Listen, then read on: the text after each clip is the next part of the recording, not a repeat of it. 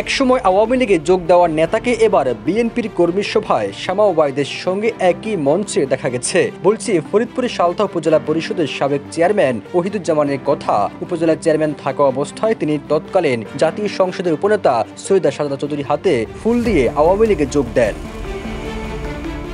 তবে শামা ওবায়দের সঙ্গে একই মঞ্চ থেকে এক বক্তব্যে ওহিদুজ্জামান বলেন, বিগত সরকার আমলে আলেম ওলামারা নির্যাতনের শিকার হয়েছেন, অনেকে কারারুদ্ধ হয়েছেন। তখন শামা ওবায়েদ তাদের পাশে দাঁড়িয়েছিলেন। আমি চাই আগামী নির্বাচনে তিনি দেশের সর্বোচ্চ ব্যবধানে বিজয়ী হন। ওয়ালটন এখন দেশের সীমানা পেরিয়ে পৌঁছে গিয়েছে 50টিরও বেশি দেশে। ওয়ালটন, ঘরে ঘরে, বিশ্বজুড়ে। বক্তব্যের এক পর্যায়ে নিজের অবস্থান পরিষ্কার করে ওহিদুজ্জামান বলেন, আমি আওয়ামী লীগ বা বিএনপি কোনোটি করি না, নেতা হতে চাই না, আমি শুধু শামা ওবায়দের সঙ্গে আছি। সবুজ আলম, নিউজ ডেস্ক, ইত্তেফাক।